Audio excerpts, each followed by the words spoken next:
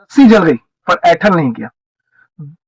जिस तरह बिहार चुनाव के दौरान प्रशांत किशोर बिहार की जनता को हरकाते थे अपने भाषणों के द्वारा, या यूं कहें डपटते थे, वो एटीट्यूड बिहार चुनाव में बुरी तरह से, मैं ये भी नहीं कह सकता हारने के बाद, बल्कि बुरी तरह से बिहार चुनाव में प्रशांत किशोर पिटने के बाद उनके एटीट्यूड में कोई भी चेंज नहीं आया।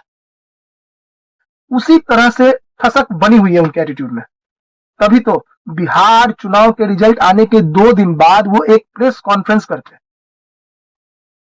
प्रेस कॉन्फ्रेंस के दौरान वो 1 दिन का मौन व्रत अनाउंस करते हैं, और मौन व्रत पूरा करने के बाद 1 दिन का पूरे ठसक के साथ बिहार की जनता, या यूं कहें जन सुराज के कार्यकर्ता को हरकाते हुए ये कहते हैं, देखो मुझे इस चुनाव में टोटल 20 लाख वोट मिले, तो आज के बाद मुझे जिससे भी मिलना है या जिनको भी मुझसे मिलना है, उनको पहले जन सुराज में 1000 की सहयोग राशि देनी होगी।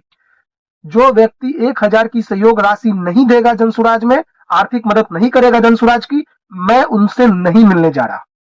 इस आर्थिक सहयोग के मांगने के पीछे प्रशांत किशोर का यह तर्क है कि देखिए, मैंने जनसुराज की लड़ाई 3 सालों तक लड़ी अपने दम पर, अब मेरे पास पैसे नहीं है, अब जनसुराज को चलाने के लिए मुझे पैसे की जरूरत है।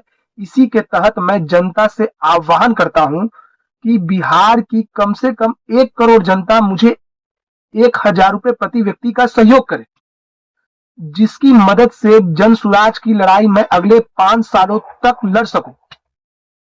मुझे प्रशांत किशोर के आर्थिक सहयोग मांगने पर कोई आपत्ति नहीं, मुझे बस आपत्ति है प्रशांत किशोर के एटीट्यूड से, उनके स्टाइल से।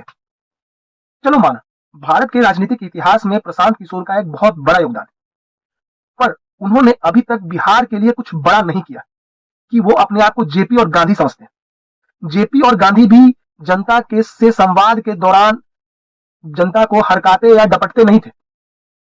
तो शायद मुझे ऐसा लगता है कि प्रशांत किशोर के इसी एटीट्यूड के चलते प्रशांत किशोर ने अपने 3.5 साल या 3 साल की मेहनत को भंग डालने का काम किया है।